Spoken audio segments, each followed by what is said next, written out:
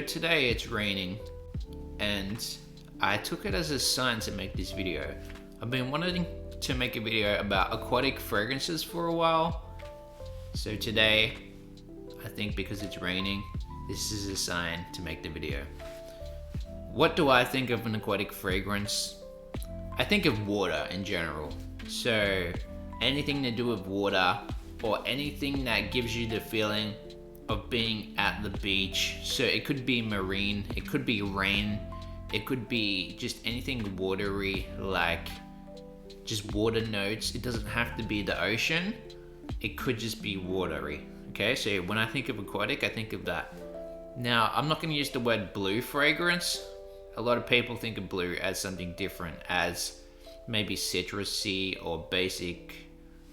But to me, a blue fragrance should be aquatic. Like, it should remind you of blue things, like the color blue, like watery, ocean, that kind of thing. So when I think of blue, I think of the color and symbolism between notes and all that.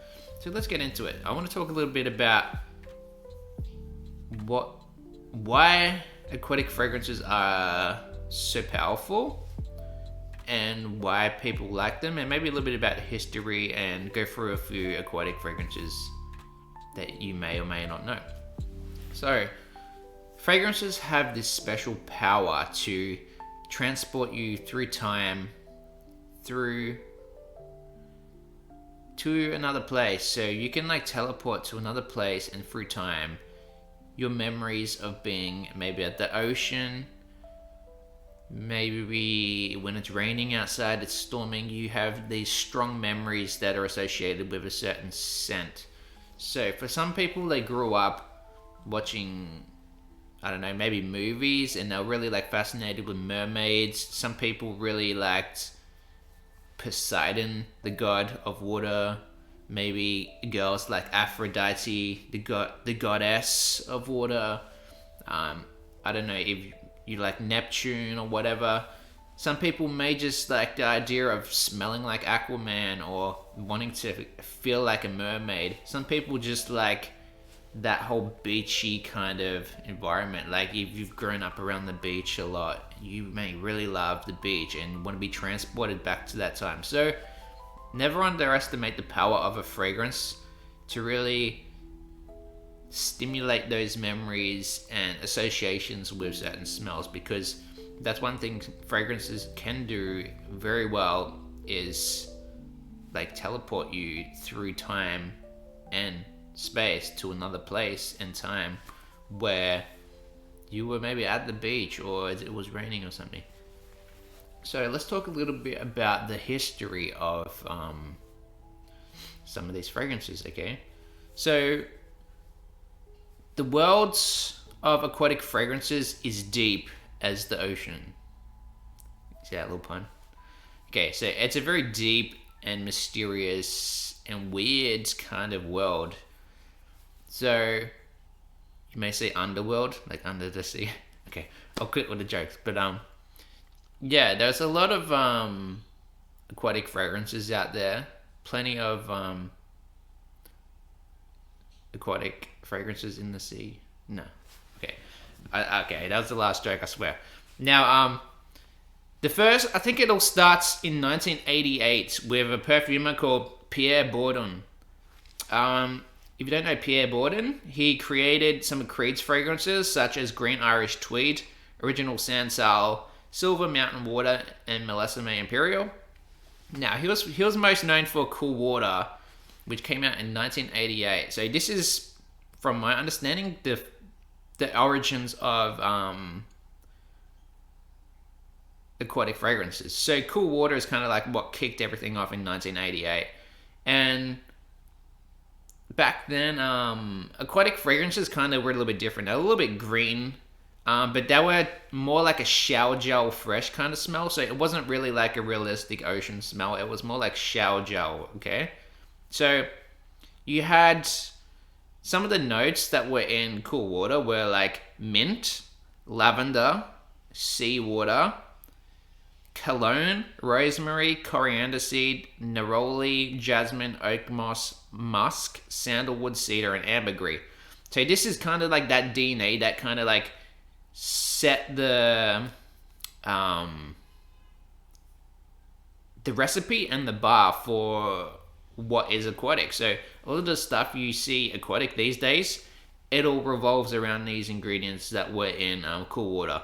Now, as I go through this list, you'll see that some do change over time. Like there is pivotal moments in history where aquatic fragrances start to change from cool water into something different. And we'll get to that. But 1988, Cool Water by Pierre Bourdon was the main one that kind of kicked it all off.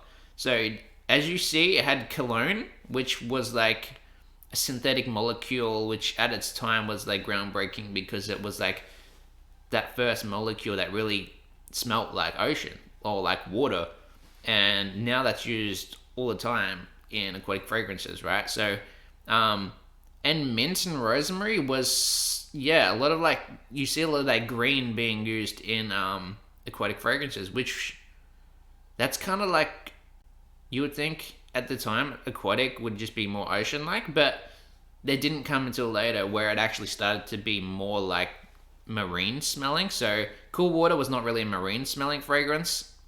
It was just more fresh green shell gel like. But then fast forward a little bit more to 1991, Kenzo Pour Homme.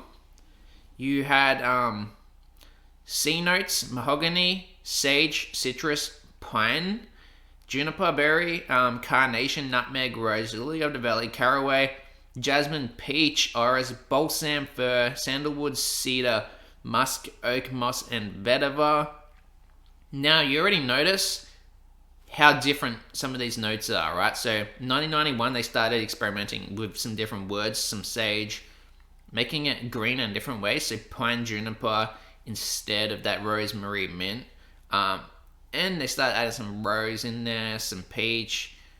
So it starts taking on a little bit of a different nature from Kenzo.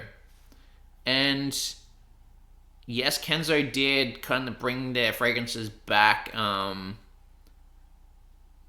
For example, in 2022, they reformulated the EDT, made it more simple with just C notes, calypsone, pine, nutmeg, patchouli, cedar, and sandalwoods.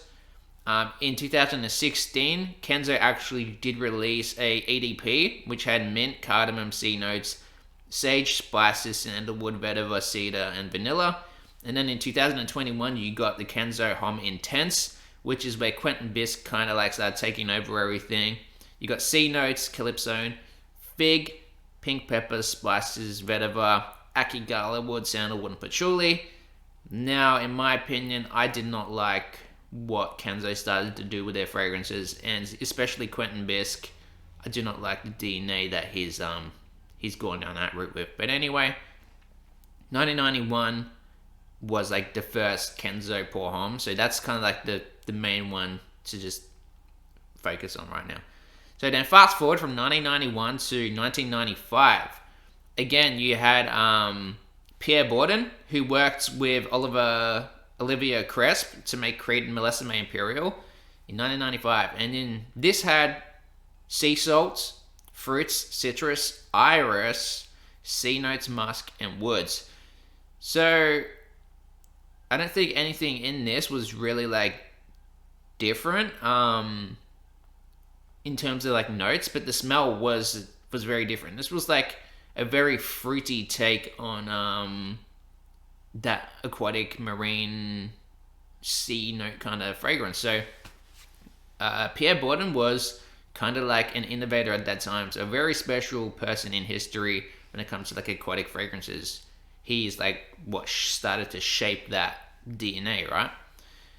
Okay, so from 1995, we fast forward 1 year to 1996, and then you have Azaro Chrome. This was a very special fragrance, okay?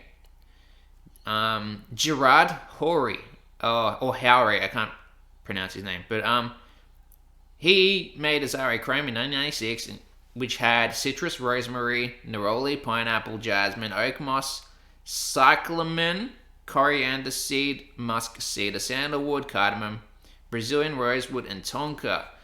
Now, this DNA was important because later on, other fragrances would try and copy Azaro Chrome, and you still see fragrances to this very day that are inspired by Azaro Chrome.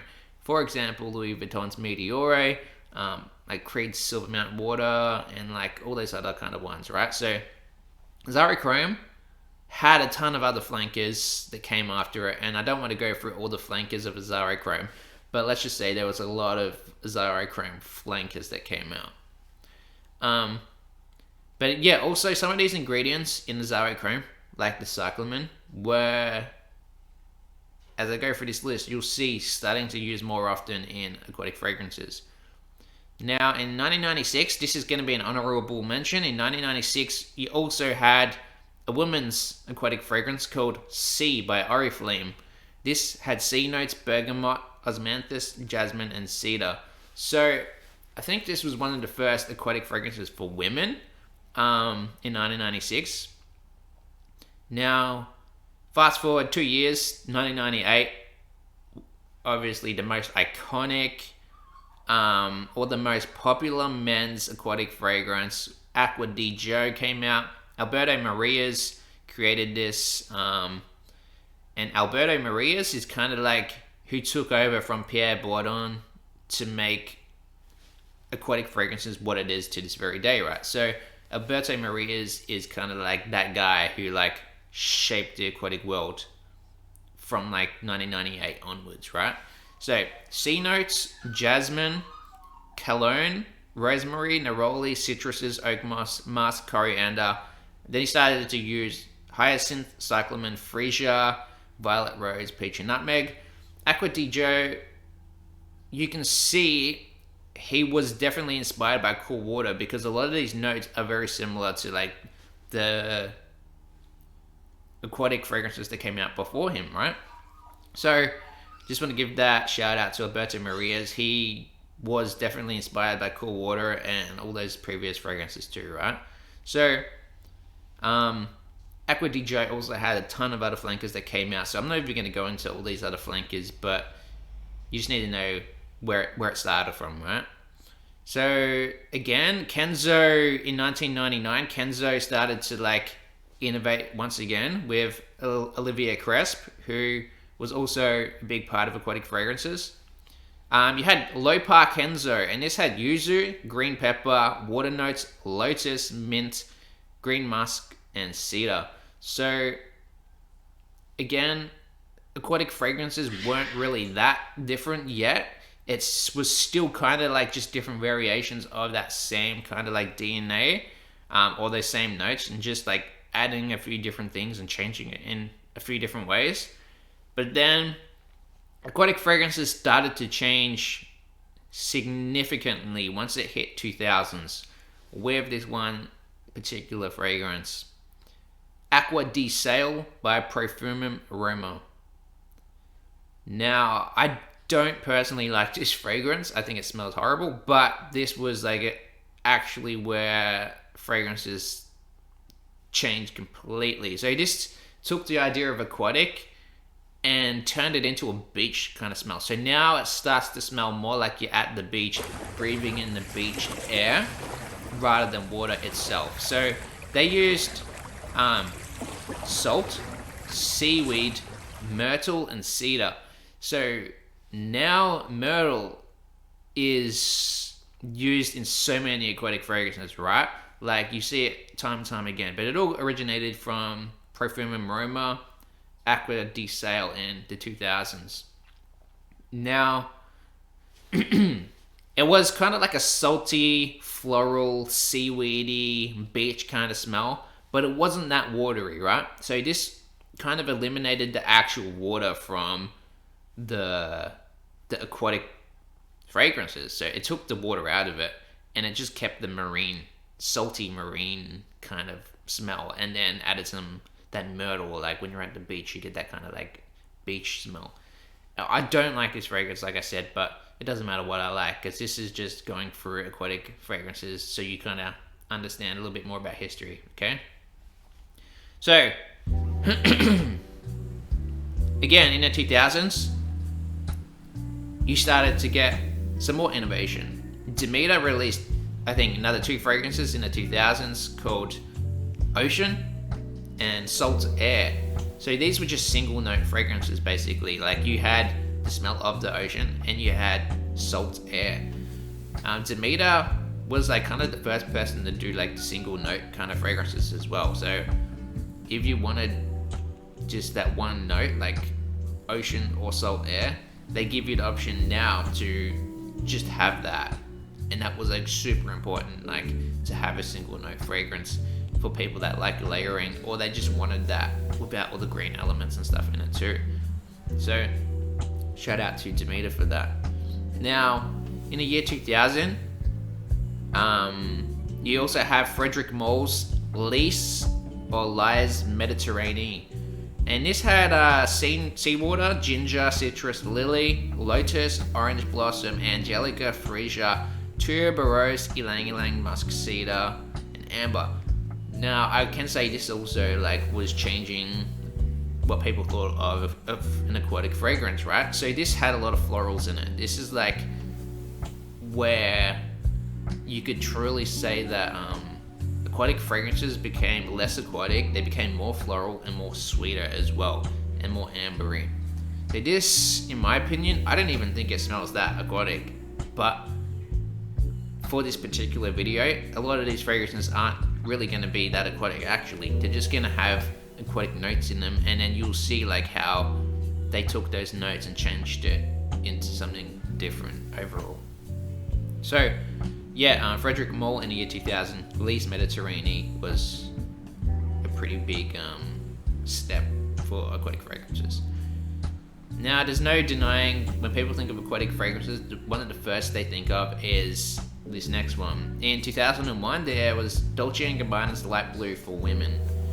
Olivier Cresp also made this, so like I said, he's a very important person to aquatic fragrances. Lemon, apple, cedar, bellflower, bamboo, jasmine, rose, and cedar musk. Now, to this day, Light Blue is a massive top seller, right? But it wasn't actually until 2017 when the Light Blue Intense for women was released, with lemon, apple, jasmine, marigold, and musk and amberwood. And I think the Intense kind of popped off a little bit more than the original Light Blue. So 2017 is when the Intense came out, almost like 16 years after the original Light Blue. But it got more people to back into that fragrance that everyone loved. So yeah, like the Intense was actually a much needed upgrade and flanker to the original. Now, 2002, you had Dunhill, who released Desire Blue, which was a flanker to Desire Red. This had lychee, citrus, lotus, sea notes, Brazilian rosewood, tonka, musk, amber, and benzoin. So, again, they're using a little bit of that like fruity kind of smell with the lychee. I don't believe this had been done yet. No one had used lychee in an aquatic fragrance. So you could look at all these and be like, okay, this was the first person to add this note to aquatic fragrances or whatever. But yeah, 2002, I don't really think Dunhill were changing too much at this time. So I wouldn't say it's like a pivotal moment for aquatic fragrances.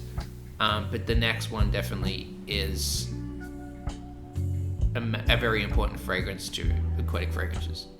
So in 2003, Ralph Lauren released Polo Blue. Now this is where the DNA kind of like shaped a lot of blue fragrances after that. So Polo Blue, 2003, you had cucumber, melon, mandarin, basil sage, geranium, suede, wood, and musk. This DNA would go on to inspire so many other fragrances, whether it was like Nautical Voyage with that cucumbery smell, whether it was like CK Eternity Aqua, or the tons of Polo Blue fragrances that came after that. And I mean, there was a ton of Polo Blue flankers that came out after it. So to this day, I actually still like the original Polo Blue. I don't think it's that outdated, honestly. I think it still smells pretty damn good. But this was like adding that cucumbery, watery melon smell, and it's not really like the ocean. It doesn't smell that much like the ocean. This focused more on the actual watery feel that you get from water, okay? So 2004, we fast forward to Chanel's Allure Homme Sport in 2004. Now, a lot of people think that Allure Homme Sport was inspired by Versace Pour Homme, but it's actually the opposite way around. Allure Homme Sport came before Versace Pour Homme.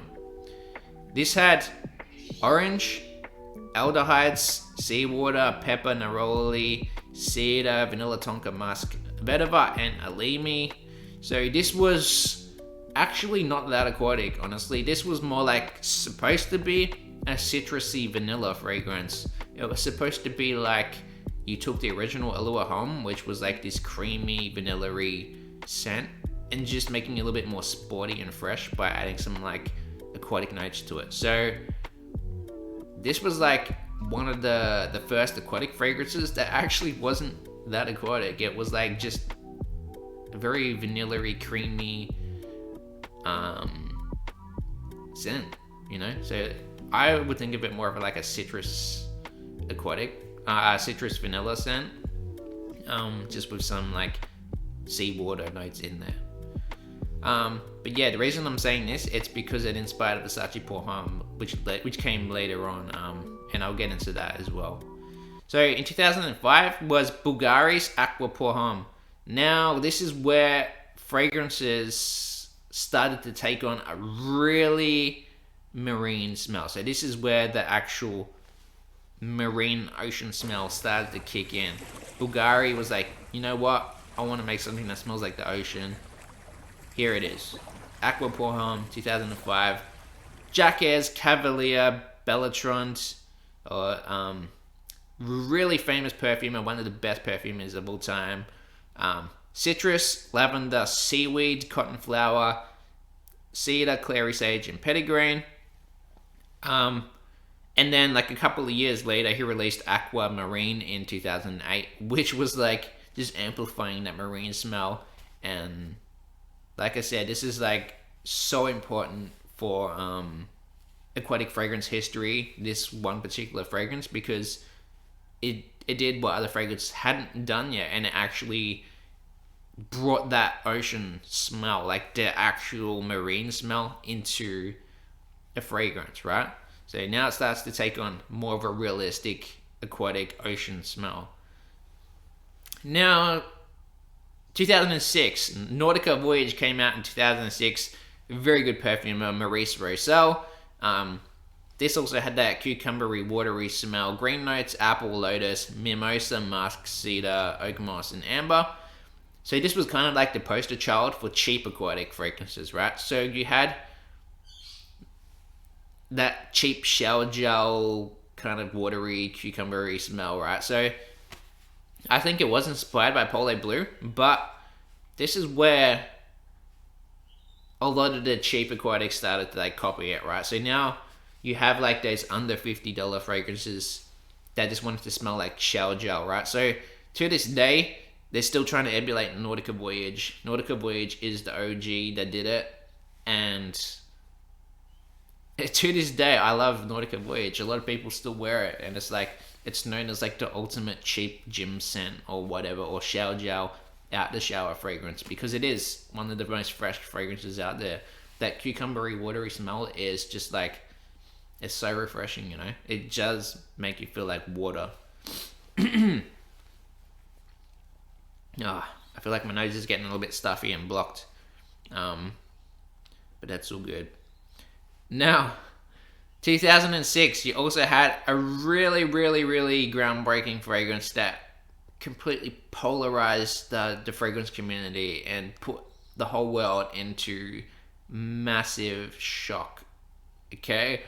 It was Etat Libre d'Orange. Secretions Magnifique. Everyone knows about Secretions Magnifique. Everyone's heard of Secretions Magnifique. 2006 was the year. Seaweed, milk, coconut, iris, opoponac, sandalwood, and then here's the kicker: blood notes, adrenaline, sweat, sperm, and saliva notes. Its goal was to shock people its goal was to create something truly polarizing and to get people talking, and it absolutely hit the nail and did exactly that. This stuff was known as probably the most disgusting fragrance ever made.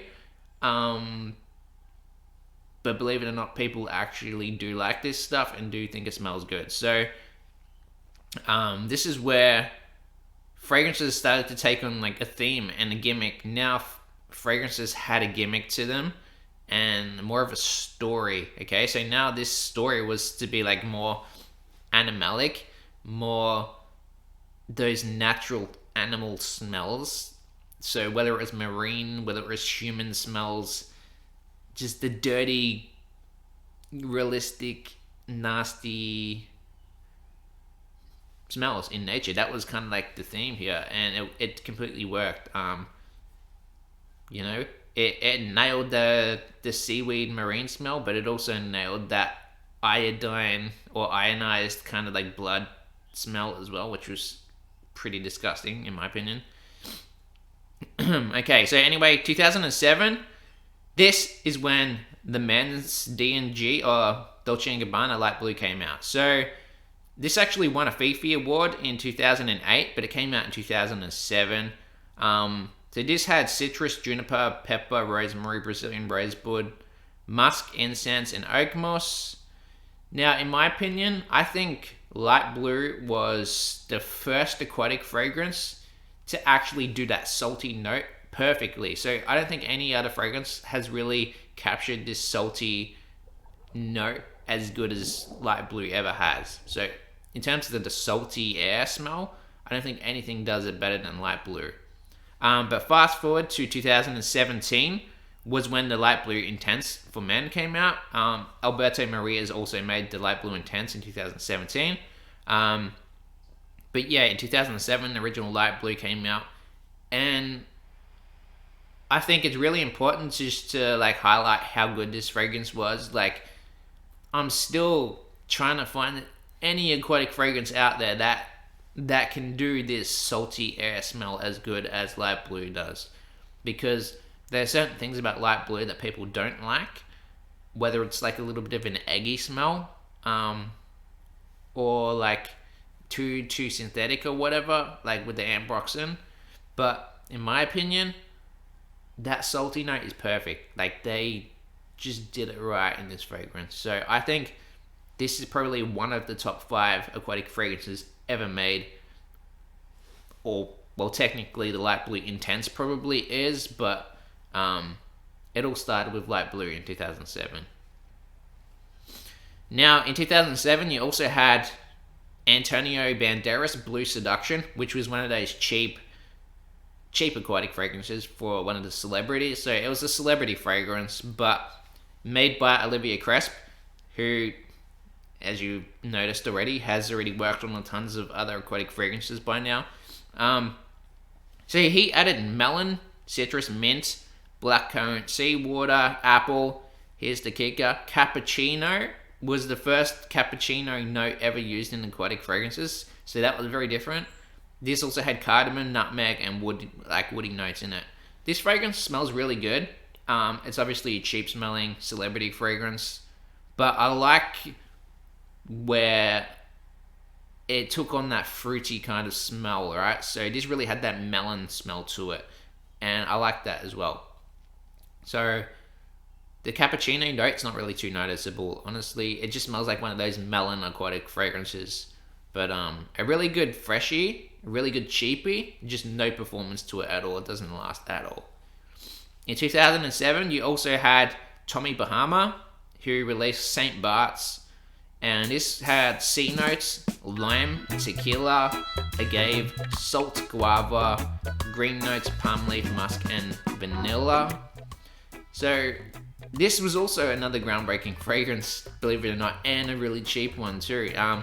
No one had used tequila or agave in an aquatic fragrance, or guava, or even palm leaf. So already it was like trying to be different and trying to stand out from everything else. While the smell itself is not really that unique, the notes, I appreciate the notes and thought that went into this fragrance because they tried to be different. It just didn't smell that different. So There's a ton of other Tommy Bahama fragrances that came out after this. Too many flankers. I'm not going to talk about all the flankers, but St. Bart's was the first in 2007. Now this is probably the poster child for aquatic fragrances besides Cool Water, besides D&G Light Blue. There is one that stands even more famous than those, and it is Versace Pour Homme, which came out in 2008 by Alberto Marias. This had citrus, neroli, rose, hyacinth, cedar, clary sage, geranium musk, and tonka. Now, a lot of people don't know this, but it was copied from Chanel's Allure Homme Sport, but this was quite different as well. So this had more of an aquatic feel to it. This actually felt more aquatic. This did capture that salty ocean smell, but I believe Alberto Marias tried to also add that signature Ambroxan style, which he was kind of known for with Aqua di Gio, and he brought that to like Versace Pour Homme as well. So this had this really nice clean Ambroxan. So this is like, it still had this very shower gel, clean out the shower smell, but then it mixed that shower gel smell with actual like aquatic smell. So I don't believe many other fragrances had really done this yet. So it was either like, you either had the shower gel smell or you smelled like the ocean. None of them had really mixed both of them together right yet until now. So Versace Pour Homme mixed the shower gel, mixed that, let me just get a tissue. I must be getting sick again. Yeah, it mixed the shower gel smell with that aquatic nature, and I think this is one of the best aquatic fragrances ever made. So I would put this in top 5 as well. Versace Pour Homme 2008. Now this video is probably going to go for a long time. I might have to just pause it later on and then recharge my laptop and then continue on. But in 2008, Acqua di Parma released a fragrance called Murto di Panaria. This was by Francois Zamachi, which is a very popular perfumer as well. He also used myrtle, citrus, seawater, basil, jasmine, rose, juniper, cedar, mastic, and amber.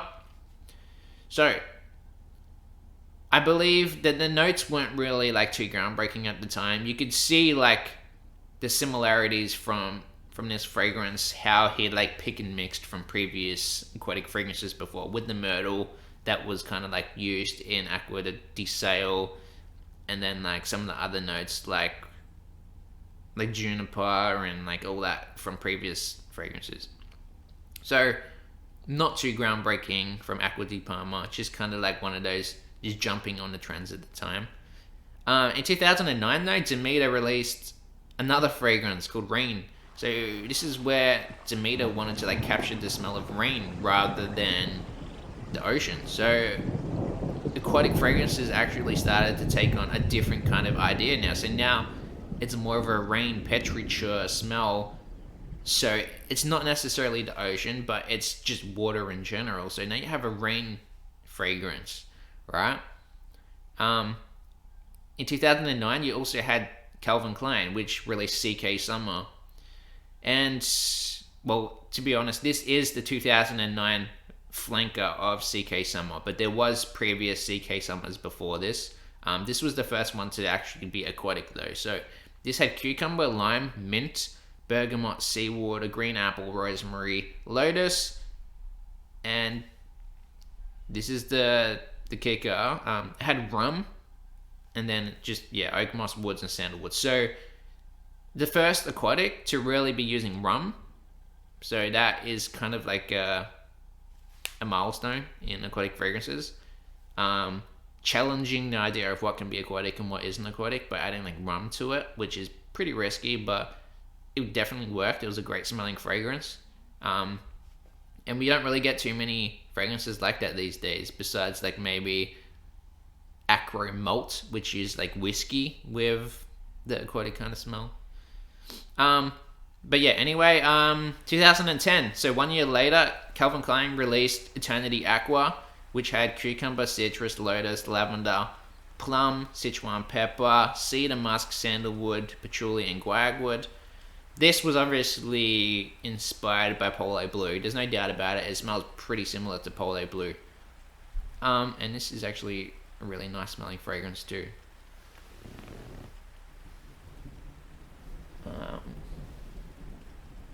I can hear a car. I don't know if someone just came home.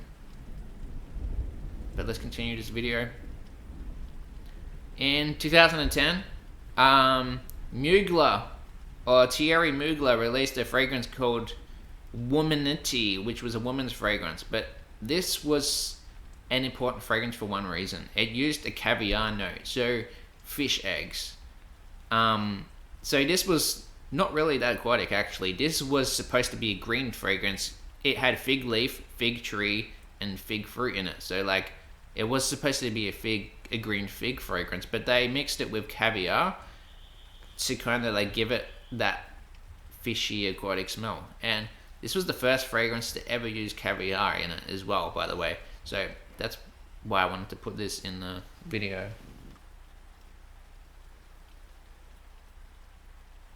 Okay, so 2012, Xerjoff released 40 Knots, which had wood, salt, seawater, green notes, and musk. So this was like a very musky, salty fragrance. So it wasn't really that aquatic. This focused a lot more on the musk and the salt. So I would say 40 Knots was actually a pretty important fragrance for this particular, I don't want to say aquatic, but it definitely set a trend at the time. So 40 Knots, it created that salty, musky smell that was like later used in tons of other fragrances. Like just for example, like Armani Prive's Blue Turquoise, or like Ellis Brooklyn's Salt, and stuff like that as well, was really like, it started from Xerjoff's 40 Knots. Now in 2012, you also had a few other fragrances like Imaginary Authors, Falling into the Sea. I really liked what they tried to do. Imaginary Authors really tried to have a story to all their fragrances as well. So there was a theme and a story to all their fragrances. Here they used lychee, sand, floral notes, bergamot, and while there's not really any sea notes or any marine notes listed, this does have a salty aquatic smell to it as well, hence the name Falling into the Sea. It is actually an aquatic fragrance, but it does lean a little bit more fruity as well.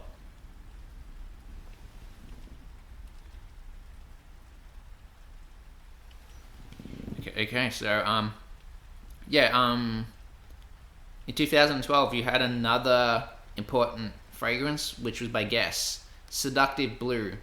This was actually one of those cheap aquatic fragrances as well, but they tried to be a little bit different as well. So Guess Seductive Blue, you can still get it at like chemist and all those like discount fragrance stores. It's not really popular at all, but it was a pretty important fragrance actually. It was one of I think maybe the second fragrance, or maybe the first men's fragrance to use caviar. So it was a caviar note in the fragrances, but this was actually aquatic now. So whereas Thierry Mugler's Womanity was more of a green fig fragrance, this was actually supposed to be aquatic, this one. Caviar, cardamom, citrus, pepper, sea notes, geranium, cashmere, sand, and moss. Guess Seductive Blue in 2012. Now, 2013, you had Ferragamo's Acqua Essenziale, which was by Alberto Marias. Once again, Alberto trying to like push out more fragrances, aquatic style for that matter. He added some mint, lemon leaf, sea notes, lavender, rosemary, geranium, vetiver, musk, labdanum, and patchouli. This was not groundbreaking. This was like not really that unique either in terms of notes, but it was very popular when it came out. So a lot of the stuff Alberto came out with later on, you'll see later on how it became important later on.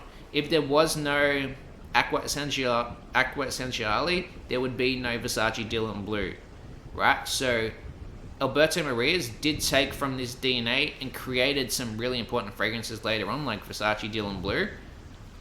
So that's why it may not be that unique to aquatic fragrances at this current time, but later on it became way more important once you see how he used that to create some of his biggest fragrances, right? So now the next one is a milestone for aquatic fragrances. This was by Joe Malone in 2014, Wood Sage and Sea Salt. So now you get that really like salty and sage smell. So this focused a lot on the sage, by the way, as the name suggests, wood sage and sea salt. But you also got seaweed, grapefruit, and Brett, and the perfumer is Christine Nagel. This inspired a lot of other fragrances, by the way, like Goldfield and Banks, Pacific Rock Moss. God, my nose is so stuffy. I don't know why. I think I'm getting sick again.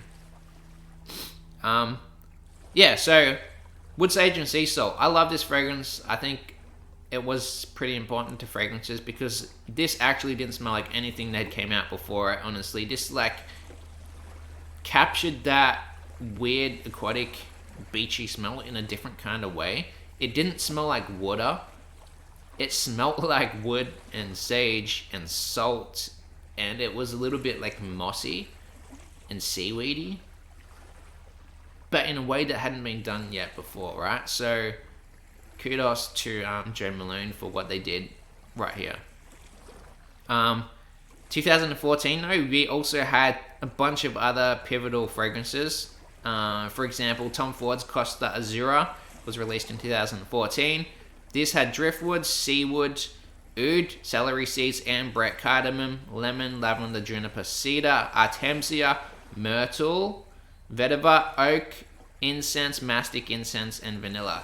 So already, again, Costa Azura was definitely challenging the idea of what aquatic is. They added oud and celery seeds in there, never been done at this current time. They added oak, they added like incense, and I think those were like the ingredients that hadn't really been used much at the time. So yeah, like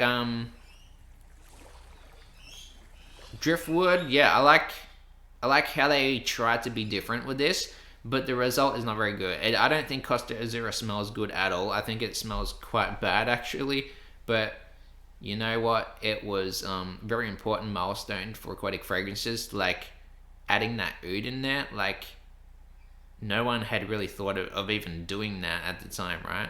So, and then again, 2014, you had Beckham's Classic Blue, right?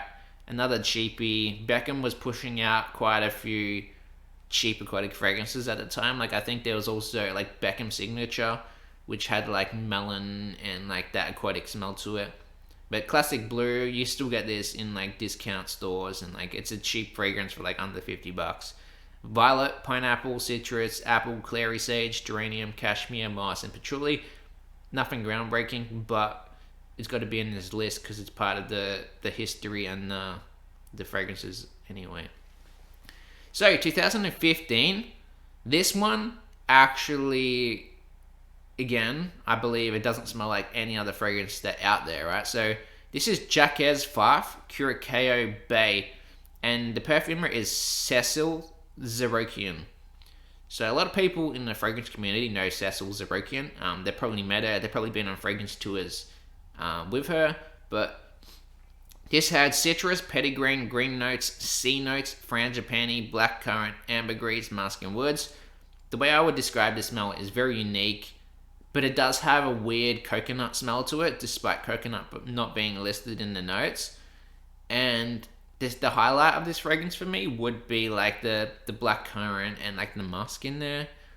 And it does definitely give you more of a tropical vibe rather than anything else on this list so far. So in my opinion, this smelled tropical. This gives you an island smell. So previous to this, I don't think any of the fragrances had really done that tropical island smell yet. Maybe I think Tommy Bahama St. Bart's was the closest to that tropical island smell, but this one really like it wasn't really that aquatic actually. This was more like the tropical island smell, just that you would associate with aquatic, like being on the beach or whatever, being on an island. So, yeah, Curacao Bay, it did something still to this day that hasn't really been done yet. And then 2016, obviously Goldfield and Banks Pacific Rock Moss, lemon, sage, moss, geranium, and cedar. Um, yes, they were copying Joe Malone's wood sage and sea salt, but I do think this was an improvement over that. This really did nail that the mossy aquatic smell a little bit more.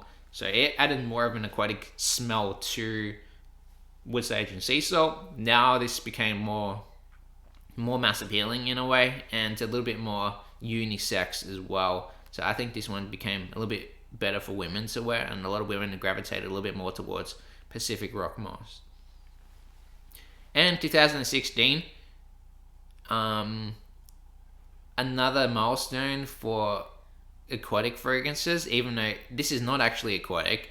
This is by Boho Boko, sea salt and caramel. This just took the sea salt out of the sea and put it into a gourmand fragrance straight up. So you had sea salt, caramel, citrus, pink pepper, bay leaf, seagrass, caramel, salt, brown sugar, and cedar. So it took the sea salt and the seagrass out the sea and combined that with a gourmand style fragrance. And honestly, it smells pretty good, this fragrance. It's not aquatic, but you definitely smell it, and you can definitely get some of that sea kind of ocean smell in there, right? So while you probably wouldn't want to eat something that tastes like, or something that tastes and smell like this, the fragrance itself is pretty nice, right? So again, this is one of the most popular, well, the next fragrance is one of the most popular aquatic fragrances ever made. A lot of YouTubers always talk about this. It's Invictus Aqua that came out in 2016. This had yuzu, grapefruit, pink pepper, sea notes, violet leaf, ambergris, amberwood, and guaiac wood. I've never actually tried Invictus Aqua because they discontinued it before I got the chance to try it. But luckily, it was later released in 2018. Then it got discontinued again in 2018. And then they re-released it in 2024, sorry, last year. But then it's only available in like airports for some reason, so like nobody can even get this stuff anyway. So I still haven't had the chance to try Invictus Aqua just because it's so hard. Just because it's so hard to get anywhere. Like, it's not that available. But I've heard a lot of good things about it, and it's definitely one of the most well-known aquatic fragrances, just because of it's associated with Invictus and that kind of like line. So yeah, maybe in 2016 you also got Tommy Bahama Maritime, which was one of those Tommy Bahama fragrances. He released tons of them. There's so many flankers to Maritime that came out, but this has lavender, bergamot, pink pepper, clary sage, violet, water lily, ambergris, geranium, musk, cedar, sandalwood, and oak moss. I'm not going to say too much about this. This was kind of generic, but it did spawn a bunch of other flankers from the Maritime line. So 2016 was a couple more fragrances. You had Diesel's Bad by Anne Filippo and Carlos Benaim. This also had a caviar note in it, but it wasn't really an aquatic fragrance. This had lavender, violet, citrus, cardamom, orris, sage, tobacco, amber oxen, tonka, patchouli, and woods. So the whole goal of this fragrance was more of a tobacco woody tonka fragrance with some patchouli, and then it had the caviar note in it, which was just kind of like the gimmick of this fragrance, to be like, oh look, we have a caviar note, which at the time was still pretty unique. Like, there'd only been like 2-3 other fragrances before this that had that caviar note in it. So yeah, and this was like a tobacco kind of, it was definitely different, by the way. So yeah, good on them for what they did there. And then 2016, you had Abercrombie and Fitch First Instinct. This was like a melon, tonic water, gin, violet leaf, Sichuan pepper, suede musk, and citrus fragrance. But the whole point of this fragrance was melon. melon, melon, melon. In my opinion, you just got an overload of melon, and you know what? It did pretty well. Jeremy Fragrance did hype this stuff up quite a bit, and I bought myself a bottle. It's cheap. It smells great. I still really like this fragrance, even though I sold my bottle. I think in terms of melon, it was one of the more realistic melon fragrances. Like, I was looking for a melon fragrance that actually smelled like melon. This one definitely captured that melon smell about as good as you can. Like, because it's like super hard to do melon, like in a realistic way in perfume. But this definitely came very close to getting like that melon smell that you would want in a fragrance. Besides the fact that later on there was like Wave Child and like Navitus Melon Kiss and all those kind of melon fragrances that probably did it a little bit better, but this one was like definitely more mass appealing and fresh kind of like take on that. And then 2016 you had Hollister's Wave, which no one talks about any Hollister fragrance at all, but let me just say this should get a little bit more hype and love. No one talks about Hollister Wave and how good it actually was, but this stuff is pretty nice. This had yuzu, bamboo, lavender, cypress, neroli, driftwood, salt, musk, and tonka. So it's not groundbreaking at all, but it just was a fragrance that never got any love or attention, and I was like, I don't understand why, because it was cheap, it smells great, and everyone loves cheap fragrances that smell good, but you don't get much hype for this particular one for some reason. I think it was just overshadowed by like Nautica Voyage and like some of the other ones out there.